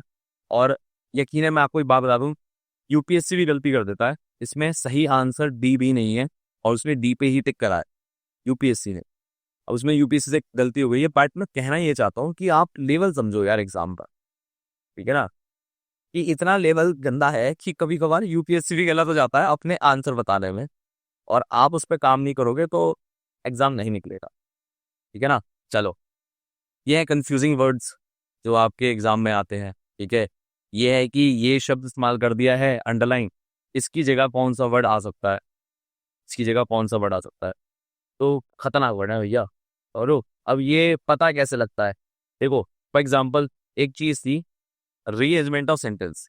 जब मैं यूट्यूब पे पढ़ाता था ना, तो मुझे लोग कहते थे कि आप ना टाइम वेस्ट कर रहे हो हमारा। एक बच्चे ने कमेंट सेक्शन में लिख दिया था, उसने पता है क्यों लिखा था, क्योंकि रीअरेंजमेंट ऑफ सेंटेंस आज तक एनडीए में आया ही नहीं है। आज तक एनडीए में आया ही नहीं है, पीवाईक्यू में आया ही नहीं है। कभी भी 10 साल 15 साल की पीवाईक्यू उठा के देख लो, पेज में सेंटेंस नहीं आया है, ठीक है। बट इस साल जब पेपर हुआ तो रीअरेंजमेंट ऑफ सेंटेंस एनडी के पेपर में आया। अब मुझे इस बात का कॉन्फिडेंस इसलिए था क्योंकि यार मैंने नोटिफिकेशन पढ़ी है और खुद का भी एग्जाम निकालने का अनुभव होता है यार, ठीक है ना। तो मैंने नोटिस किया था जो यूपीएससी सिविल सर्विस का पैटर्न होता है वो चेंज होकर दिखता है सीडीएस एफकेड में, जो सीडीएस सीएपीएफ में चेंज होता है वो दिखता है एनडीए के अंदर। तो ये वाला क्वेश्चन सीडीएस में आता था हमेशा से, तो मैं बोलता था सबसे करो करो करो करो करो, बट पहले नहीं आया अब आ गया। अब आ गया तो बच्चों को बहुत दिक्कत हुई थी इस क्वेश्चन को करने में, ठीक है ना। सो प्लीज इग्नोर ना करें, अपनी प्रोफिशिएंसी को बढ़ाने पे काम करें ओवरऑल। अब वो ओवरऑल कैसे ठीक होगी, एक तो आपको किताब लेनी होगी वर्ड पावर बेडीसी, ये आपको खरीदनी ही पड़ेगी, इसको आपको तो मतलब लेना ही लेना है। ये किताब 110% इंपॉर्टेंट है, इसके बिना काम नहीं चलेगा। इसका लिंक आपको कमेंट सेक्शन में मिल जाएगा, कहाँ मिल जाएगा, कमेंट सेक्शन में।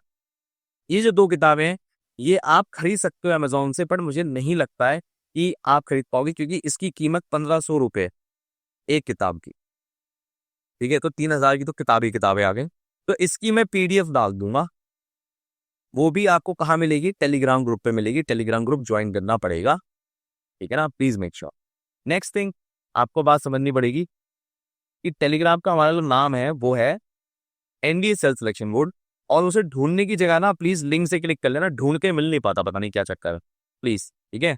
और अगर आपको लग रहा है कि सर मैं किताबों से नहीं पढ़ पाता हूँ, तो मैंने खुद अपने चैनल पे अभी अभी 4-5 दिन पहले ही वीडियो बनाना शुरू कर दिया है। इसमें ग्रामर प्लस वोकैब दोनों है। वोकैब कहाँ है? ऐसा होता है पहले मैं ग्रामर पढ़ाता हूँ और ग्रामर के तुरंत बाद मैं वोकैब पढ़ाता हूँ। ठीक है ना? तो इसी के अंदर वोकैब भी है। क्लियर है? ग्रामर प्लस वोकैब दोनों ही इसी के अंदर है। ये पूरी की प्लेलिस्ट है। ठीक है ना? अब मैं एक बात और बता दूं, हो सकता है आपको ना पता हो, मैं बता देता हूँ। हमारे 2 यूट्यूब चैनल हैं। एक का नाम है सेल्फ सिलेक्शन बोर्ड और एक का नाम है सेल्फ सिलेक्शन बोर्ड क्लासेस। तो ये वाली जो वीडियो चलती है, ये चलती है सेल्फ सिलेक्शन बोर्ड क्लासेस पे। तो उसका लिंक मैंने डिस्क्रिप्शन बॉक्स में दे दिया है। देखना शुरू कर दो आप, तभी काम बन पाएगा। क्लियर है? अब कुछ किताबें हैं जो ऐसी आपको पढ़नी ही पड़ेंगी, जिससे आपका आ, जो रिटन एग्जाम के लिए माइंडसेट है वो बहुत अच्छा होगा। नंबर 1 बहुत स्ट्रांग होगा।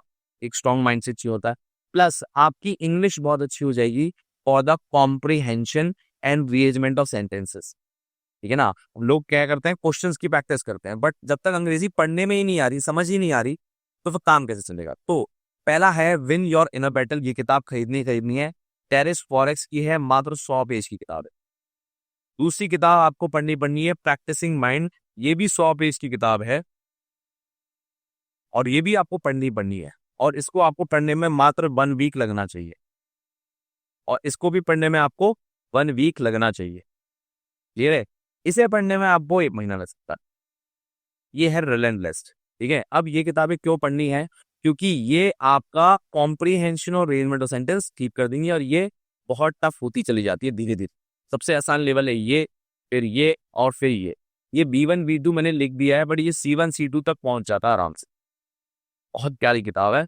लंका लगा दे, खून निकाल दे नाक से, ऐसी किताबें हैं। मजा तो आ जाएगा ये तुम नशे से। तो इसे अभी खरीदे ना, कहीं ढूंढना वूढना मत। ठीक है ना?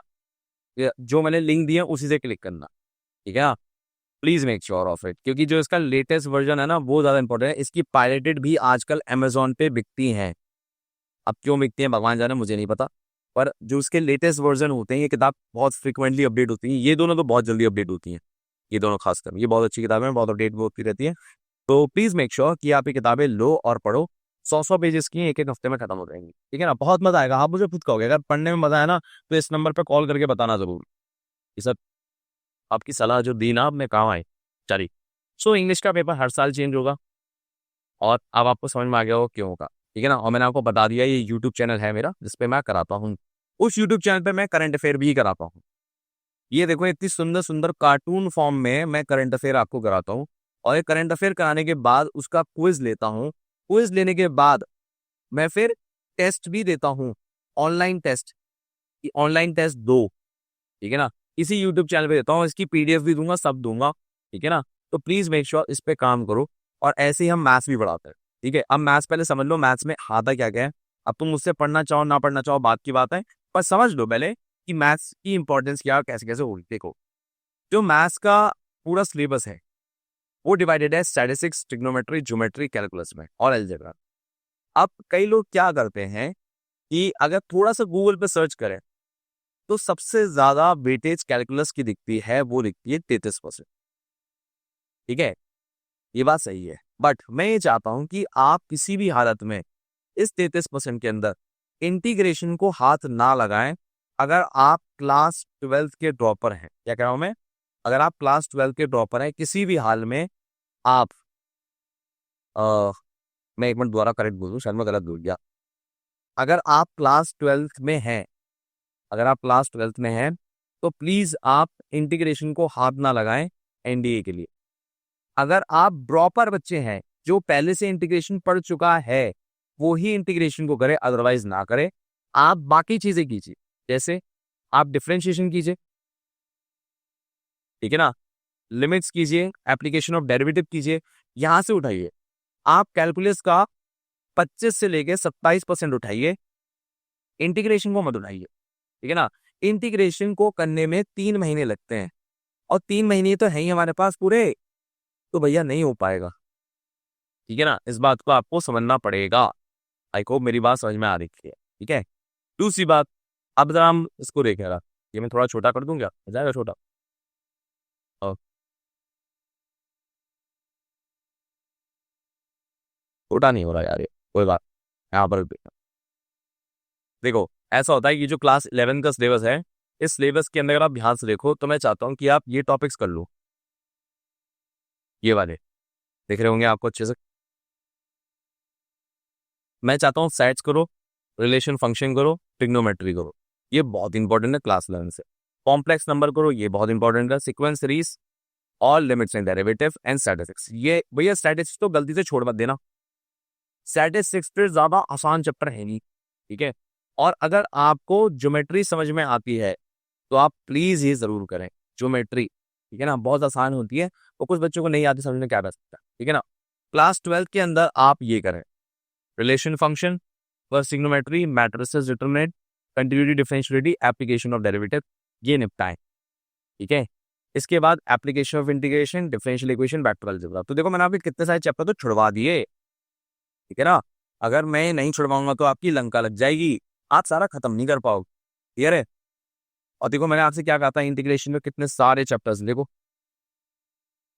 ऐसे नहीं करना है, ठीक है ना। तो जो मैं आपको बता रहा हूँ बहुत कैलकुलेशन से सब कुछ पता करके बता रहा हूँ, क्या करना है क्या नहीं करना है सब बता दिया मैंने। नाउ अब बुक्स के लिए क्या करना है आपको, आपके लिए यहाँ पर एक बहुत अच्छी किताब है रेडियन, ठीक है ना।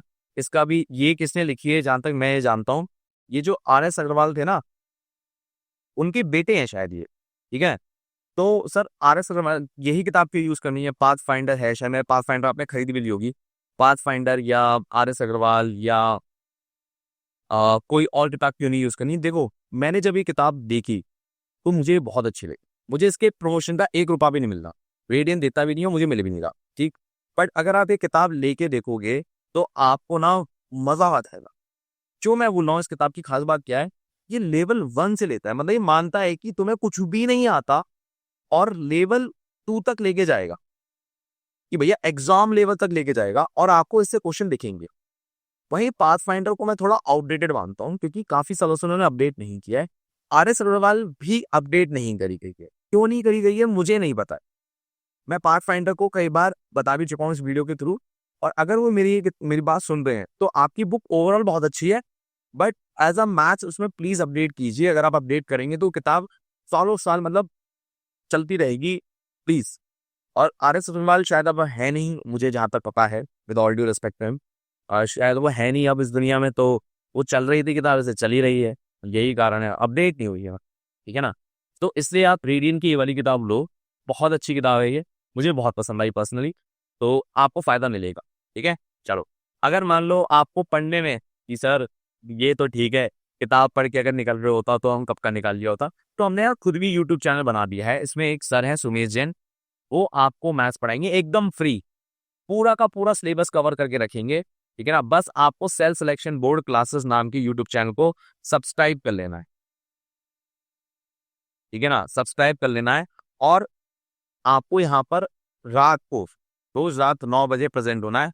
हम रोज रात 9 बजे क्लास लेते हैं, या तो साइंस की हो रही होगी या इंग्लिश की हो रही होगी या मैथ्स की हो रही होगी, किसी ना किसी की क्लास जरूर हो रही होगी रात के 9 बजे। हम रोज क्लास लेते ही लेते हैं, ठीक है। अब आपको प्लान ए मैंने समझा दिया है, ठीक है। प्लान बी हमारा क्या था भैया, सिंपल, मैं पहले ही बोल चुका हूँ। प्लान बी के अंदर हमें काम करना है इस पे, ज्योग्राफी पॉलिटी के अंदर, ज्योग्राफी पॉलिटी के अंदर, ठीक। अब हम आगे चलते हैं, ज्योग्राफी पॉलिटी में भी क्या काम करना है, ये भी तो एक बहुत बड़ा सवाल है। अगर हम ज्योग्राफी पॉलिटी के अंदर बात करें तो मैं चाहता हूँ आपसे ये सारे टॉपिक आप निपटाओ। और ये कहाँ से निपटेंगे, ये क्लास 11th की पार्ट 1 पार्ट। और जरा सा लग रहा है कि नहीं सर मैं नहीं कर पाऊंगा, ठीक है ना, तो भाई मैं बता दूं ये करना ही करना है। क्योंकि अगर आप ये क्वेश्चन देखो, मैंने लिखा है क्वेश्चन नंबर 10 है विंड्स के रिगार्डिंग, विंड्स के रिगार्डिंग है ना, लोकल विंड्स के रिगार्डिंग, देखो लोकल विंड्स 10 है, लोकल विंड, देखो ये आ गया। तो मैंने ऐसे ना सभी टॉपिक्स को नंबर लेके, क्वेश्चन पेपर का नंबर लेके मैं देखा मैंने कि यार ये कॉपी पेस्ट आ रहा है, तो ये टॉपिक तो करने ही करने। आप यकीन मानो क्लास 11 की ज्योग्राफी पार्ट 1 पार्ट 2 के सारे चैप्टर्स नहीं है ये टॉपिक्स के नाम है। क्या क्या नाम है, टॉपिक्स के नाम है, चैप्टर के नाम भी नहीं है, ये टॉपिक्स के नाम है, मेजोरिटी ऑफ देम। तो घबराओ मत। और तुम्हें अगर ज्यादा घबराहट हो रही है तो भाई मैं यूट्यूब पे पढ़ा रहा हूँ, एक बार मेरे से पढ़ लो, फिर चाहे तुम उसे पढ़ लेना, ठीक है ना। ये बात तुम्हें समझनी, तुम्हारा प्यार चाहिए, सपोर्ट चाहिए, जितना तुम मतलब दे दोगे मतलब आसान हो जाएगा। लिंक मैंने डिस्क्रिप्शन बॉक्स में दे दिया है, प्लीज जाओ और उसको जाकर प्लीज सब्सक्राइब कर लो, ठीक है ना। करंट अफेयर में आपको ध्यान रखना है कि चाहे मेरे से करंट अफेयर करो, चाहे किसी और से करो, चाहे न्यूज़पेपर से करो, चाहे मैगजीन से करो, चाहे आप एक किताब आती है CSR उससे करो, या प्रतियोगिता दर्पण आती है उससे करो, कहीं से भी करो। उसमें defence, sports, awards, games, important person, obituaries, bill acts, national park, international organisation और गवर्नमेंट स्कीम, यही टॉपिक करने हैं। इसके अलावा कोई और टॉपिक हाथ नहीं लगाना। कोई भी स्टेट गवर्नमेंट की न्यूज़ आपको हाथ नहीं लगानी। क्लियर है? तो प्लीज़ अपनी पूरी जान लगा के आप सब कुछ करो इनमें से, ठीक है ना? और अगर आपको लग रहा है कि सर थोड़ा-सा आसान दे दो, एक ही जगह दे दो, तो यार मैं आपको ये PDF बना के दे दूँगा। पर ये PDF के लिए आपको ना, जो मैंने आपको अभी यूट्यूब चैनल बताया था सेल्फ सिलेक्शन बोर्ड क्लासेस, उसको सब्सक्राइब करना ही पड़ेगा, क्योंकि वहीं पर ही सब कुछ आता है। ठीक है? तो मैंने आपको यूट्यूब चैनल बता दिया, प्लान A, प्लान B बता दिया है। अब सुनो, लास्ट टाइम एक बार पूरा रिकैप करके बता रहा हूँ। मैथ्स को 100% देना है, ठीक है? मैथ्स को 100% करना है, जितना हो सके उतना करना है। इंग्लिश को भी करना है। GAT में साइंस और ज्योग्राफी ही करना है। क्यों साइंस एंड ज्योग्राफी करना है? क्योंकि वो बहुत लॉजिकल सब्जेक्ट है। करंट अफेयर को अपना टाइम देना है। क्यों देना है? क्योंकि अगर आप करंट अफेयर को टाइम दे रहे हो, तो आप ये समझो कि इसमें कुछ मतलब बहुत ज़्यादा दिमाग लगाना, सिंपल न्यूज़ है और टॉपिक भी बहुत डिफाइंड है। अगर आप ध्यान से देखो, टोटल 10 टॉपिक है, 10 टॉपिक से बाहर कुछ नहीं आएगा। तो प्लीज़ मेक श्योर करो कि करंट अफेयर ज़रूर करो। नाउ टाइम टेबल क्या होना चाहिए? Monday to Friday, Monday to Friday आप करिए maths and English. Saturday and Sunday, क्या कह रहा हूं? सैटरडे एंड संडे आप कीजिए साइंस, ज्योग्राफी, दोनों में से कुछ एक उठा लीजिए, ठीक है ना? हर सैटरडे संडे कीजिए। उस सैटरडे संडे में मैथ्स इंग्लिश मत कीजिए, सिर्फ यही कीजिए, ठीक है ना? कोई भी दिक्कत आए, नंबर तुम्हारा मेरे पास है ही, मतलब तुम्हारा नंबर नहीं, मेरा नंबर तुम्हारे पास है ही। इस नंबर पे आप कॉल कर सकते हो, कोई भी बात मेरे से आप कर सकते हो। ये हिस्ट्री और पॉलिटी में तो स्ट्रिक्टली जो हाईली इंपॉर्टेंट है, हाईली वो ही करना है, ठीक है? ओके, अब पॉलिटी में भी सारा सिलेबस नहीं करना। सिलेबस में करना है preamble, schedule, important article, fundamental life, fundamental duty, DPSP, writs, constitutional amendment, union state and conference list, यही करना है, इसके अलावा कुछ नहीं करना, ठीक है ना? प्लीज मेक श्योर करो। हिस्ट्री इकोनॉमिक्स के अंदर अगर मैं एंशियंट बात करूंगा, आपको हिस्ट्री करने का मन है, तो आप सिंपल एंशियंट हिस्ट्री को उठाना। मिडिवल हिस्ट्री आपकी प्रायोरिटी नहीं होनी चाहिए, ना ही होनी चाहिए modern history. Medieval ancient history वो होती है जब कौन सा था, अशोका राजा था, ठीक है? मिडिवल हिस्ट्री वो होती है जब मुगल राज करा करते थे, और मॉडर्न हिस्ट्री वो होती है जब ब्रिटिश एम्पायर राज करा करता। तो हमें इन दोनों से कोई काम नहीं है। हमारा एंशियंट हिस्ट्री ही एग्जाम में सबसे ज्यादा आ रहा है और सबसे जल्दी कंप्लीट भी यही हो सकता है। और ये इसके सारे टॉपिक्स हैं, ठीक है? बुक का नाम है RS शर्मा। क्या नाम है? RS शर्मा। अच्छी किताब है, करिएगा, ठीक है ना? सर ये तो आप यूट्यूब पे कराओगे? नहीं यार, हिस्ट्री नहीं करा पाऊंगा, जहां तक है मेरा ये मानना। हिस्ट्री कराने में नहीं जान निकल जाएगी, तो I will not support that, ठीक है? बाकी मिडिवल मत करना, मॉडर्न मत करना, ठीक है? इकोनॉमिक्स मत करना। अगर इकोनॉमिक्स पढ़ने का मन है तो एक क्वेश्चन फॉर श्योर आता है, मुझे लगता है किसी यूट्यूब चैनल ने ये बताया होगा। मैं डंकी की चोट पे कह रहा हूँ, और मैं चैलेंज भी कर सकता हूँ। मैं PW को भी चैलेंज कर सकता हूँ, मैं LWS को भी चैलेंज कर सकता हूँ, मैं आपके चौधरी सर को भी चैलेंज कर सकता हूँ, मैं किसी भी कोचिंग को चैलेंज कर सकता हूँ, उन्होंने नहीं बताया होगा ये, ठीक है? और मैं अपनी वाहवाही से लूट रहा हूँ, क्योंकि मैंने बहुत डीप एनालिसिस किया है।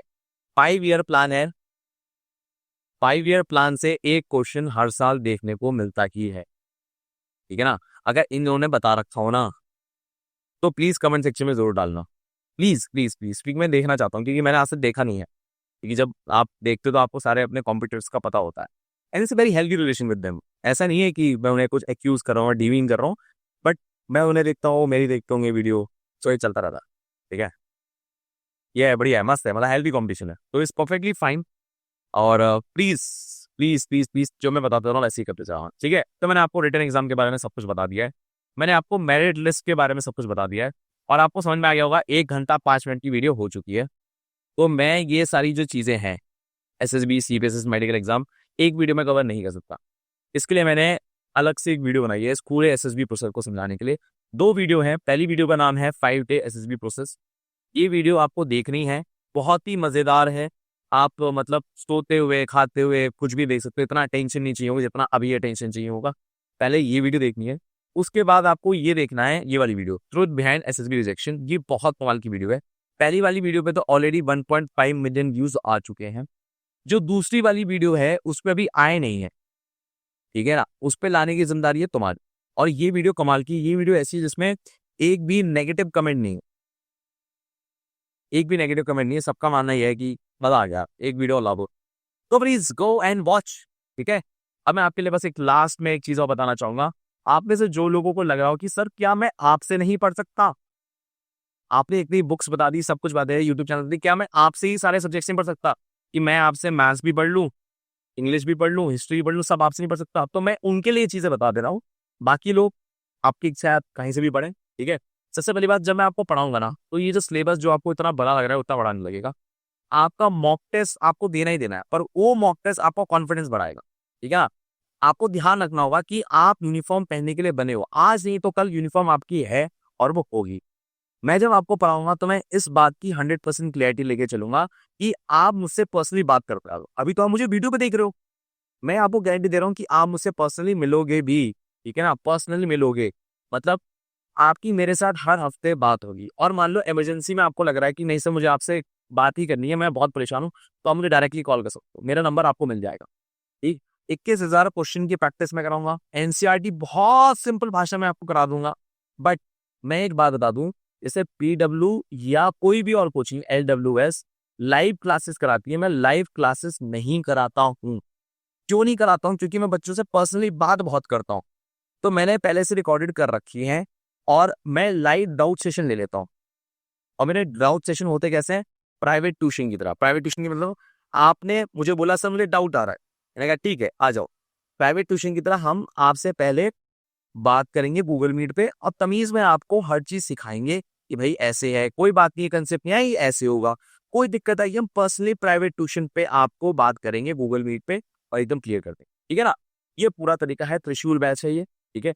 आप ज्वाइन करो, कोई दिक्कत आ रही है इस नंबर पे कॉल करो, मैं आपके साथ हूँ, ठीक है ना। सब कुछ मैंने आपको क्लियर कर दिया है। और आपको लगे नहीं सर मैं आपसे सब कुछ नहीं पढ़ना चाहता हूँ, जैसे साइंस मेरी वीक है, मेरी इंग्लिश मेरी वीक है, मेरी ज्योग्राफी पॉलिटी वीक है, सिर्फ इतना ही पढ़ा दीजिए, तो मैं आपको साइंस भी पढ़ा सकता हूँ। प्राइस यहाँ पे लिखा है 799, मैं आपको 799 में पढ़ा दूंगा, ठीक है ना। एक सब्जेक्ट पढ़ाना है, मैं आपको एक सब्जेक्ट पढ़ा दूंगा। और जिसको ऐसा लग रहा है कि सर 3 महीने ही है एग्जाम में, कोर्स लेके क्या करूंगा, तो अगर आपके पास अप्रैल का अटेम्प्ट है, अप्रैल का अटेम्प्ट भी है, तो ये कोर्स तब भी वैलिड रहेगा। एक बार लोगे 2 अटेम्प्ट के लिए रहेगा ये, एक बार लोगे 2 अटेम्प्ट के लिए कोर्स पूरा आपका रहेगा, ठीक है। बाकी याद रखो, मैं खुद वीडियो बनाता हूँ Tuesday Wednesday Saturday on YouTube रात को 9 बजे, तो स्टे ट्यून, मिलते हैं आपको अगली क्लास में, ठीक है ना। और सारी चीजें होती हैं आपके लिए एकदम फ्री, और बस पढ़ना है आपको, और मिठाई तो भैया मैं खा के ही रहूंगा तुम्हारी, तुम इस बात को याद रखो, ठीक है। इस क्लास की PDF भी आपको कहाँ मिलेगी? टेलीग्राम पे। और मैं जो स्पेशल क्लासेस यूट्यूब पे लेता हूँ उसके टेस्ट के लिंक, मैं जो टेस्ट लेता हूँ उसके लिंक भी आपको कहाँ मिलेंगे? टेलीग्राम पे, ठीक है।